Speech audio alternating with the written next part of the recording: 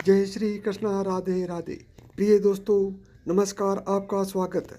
दोस्तों, हम जो भी और जैसा भी खाना खाते हैं उसका सीधा असर हमारे शरीर पर तो पड़ता ही है, साथ ही हमारे व्यवहार और आचरण पर भी पड़ता है।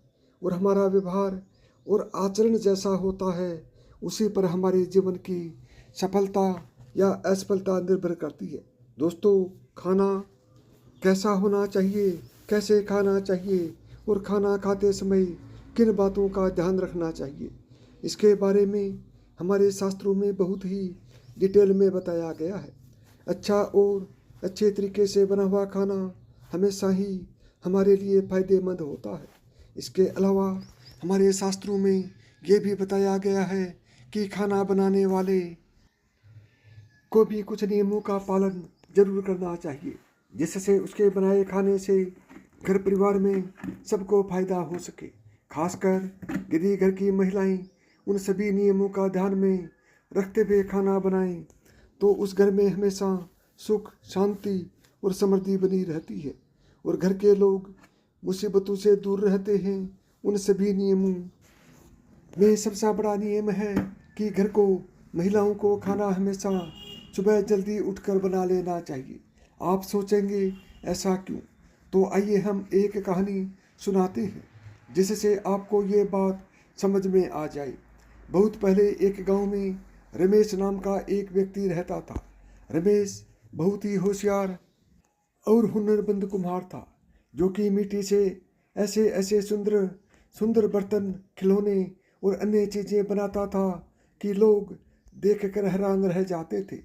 उसकी बनाई हुई चीज़ों को खरीदने के लिए लोग दूर दूर से आते थे। इस प्रकार अपनी कला से वो अच्छा खासा पैसा कमा लेता था। उसने अपने लिए एक बड़ा सा घर और अन्य सुख सुविधाएं भी की वस्तुएं भी जुटा ली थी। लेकिन दुर्भाग्य से अपने माता पिता की मृत्यु के बाद रमेश अपने बड़े से घर में अकेले ही जीवन यापन करता था। उसकी बुआ से उसका ये अकेलापन देखा नहीं गया और उन्होंने अपने रिश्ते की एक सुंदर सी लड़की शांति से उसकी शादी करा दी। शांति सुंदर तो थी लेकिन बहुत ही आलसी थी। किसी भी काम में उसका मन नहीं लगता था। उसे नींद बहुत प्यारी थी, जबकि रमेश को भोर में उठकर नित्य नित्य क्रम निपटा कर अपना काम शुरू करने की आदत थी।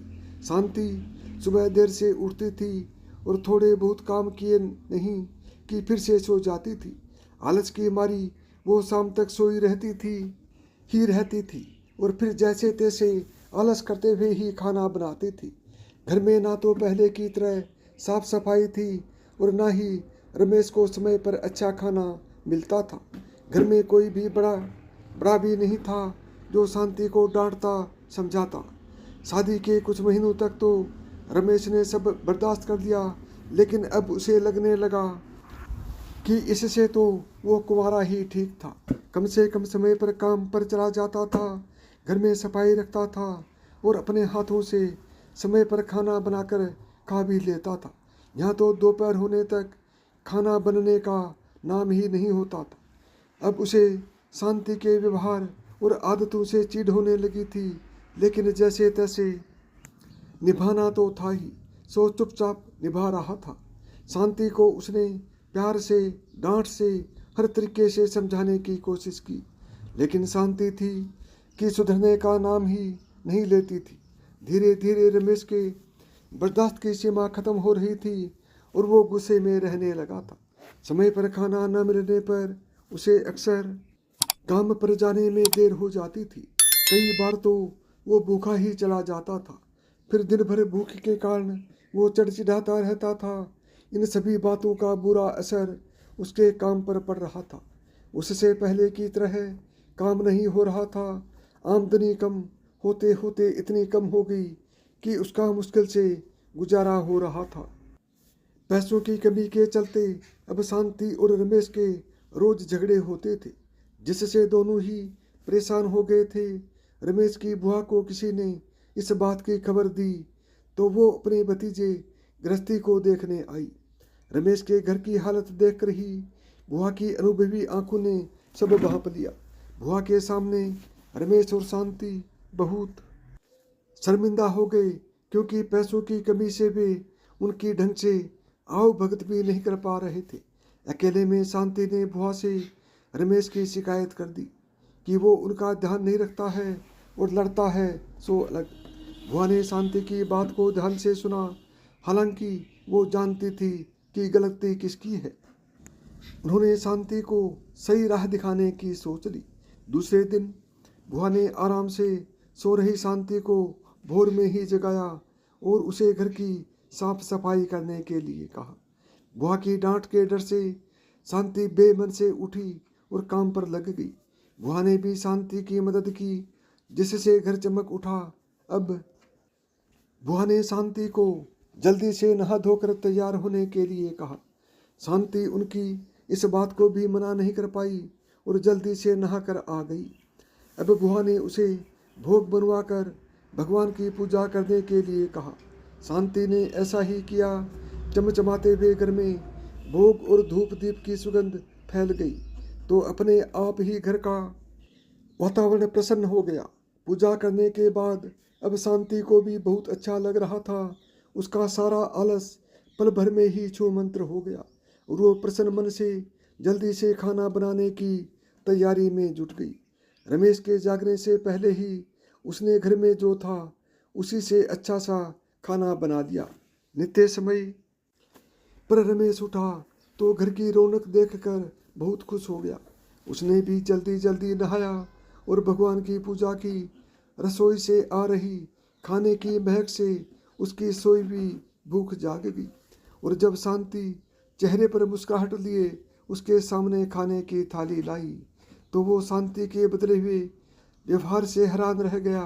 उसने बुआ की तरफ देखा तो वो भी मुस्कुरा दी। रमेश अब समझ गया। उसने बहुत तसल्ली से खाना खाया और शांति को बड़े ही प्यार से देखा।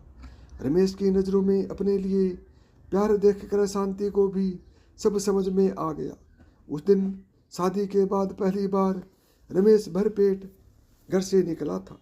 अच्छे खाने के असर से दिन भर उसका मन काम में लगा रहा, जिससे उस दिन उसकी अच्छी कमाई हुई और शाम को वो खुशी से घर लौटा। शांति को अब अपनी गलती का एहसास हो गया था। अब वो जैसा बुआ बता कर गई थी वैसा ही करती थी। सुबह जल्दी उठकर खाना बनाने से रमेश कभी भी काम पर भूखा नहीं गया। समय पर खाना खाने से उसका चिड़चिड़ापन दूर हो गया और वो पहले की तरह काम पर ध्यान देने लगा। उनके घर में फिर से सुख समृद्धि लौट आई तो देखा आपने दोस्तों कि केवल सुबह जल्दी खाना बन जाए तो उससे कितना फ़ायदा हो सकता है। इसलिए दोस्तों कहा जाता है कि रसोई घर में ही परिवार का भाग्य तय होता है। एक स्त्री अपने घर को कैसे रखती है इसी पर पूरे परिवार की किस्मत टिकी हुई होती है। अगर स्त्री देर से जागती है, देर से भोजन बनाती है तो इसका नकारात्मक प्रभाव उस घर में रहने वाले लोगों पर पड़ता है। घर को जितना स्वच्छ और सुंदर रखा जाता है उतनी ही घर में खुशहाली बढ़ती है। इसलिए महिलाओं को हमेशा अपने घर को स्वच्छ रखना चाहिए। भोजन हमेशा सुबह जल्दी बनाना चाहिए। देर से बनाए हुए भोजन पर अशुभ शक्तियाँ अपना हक जमा लेती हैं। शास्त्रों में साफ साफ कहा गया है कि देर से बने भोजन पर प्रेत तथा अन्य अशुभ शक्तियाँ अपना अधिकार कर लेती हैं और ऐसा भोजन करने से उस व्यक्ति की अधोगति होती है। घर में दरिद्रता आती है, घर में क्लेश होता है। इसलिए कहा जाता है कि जितना जल्दी रसोई घर में भोजन बनता है उतनी ही जल्दी घर की तरक्की होती है। साथ ही रसोई घर को हमेशा स्वच्छ रखना चाहिए। रसोई घर में कभी जूठे बर्तन नहीं रखने चाहिए। रात्रि में रसोई घर में जूठे बर्तन होते हैं तो उस घर में नकारात्मक शक्तियाँ का वास होने लगता है। दोस्तों घर के पुरुषों का भाग्य स्त्रियों के ऊपर टिका होता है। इसलिए घर की स्त्रियों का भी सदैव सम्मान करना चाहिए। जिस घर में स्त्रियों का अपमान किया जाता है उस घर में माँ लक्ष्मी कभी प्रवेश नहीं करती है। साथ ही स्त्रियों को भी अपनी मान मर्यादा का ख्याल रखना चाहिए। यदि आपको मेरी बताई हुई बातें पसंद आई हों तो वीडियो को लाइक करें, चैनल को सब्सक्राइब करें और प्रेम से बोलें जय श्री कृष्णा, राधे राधे।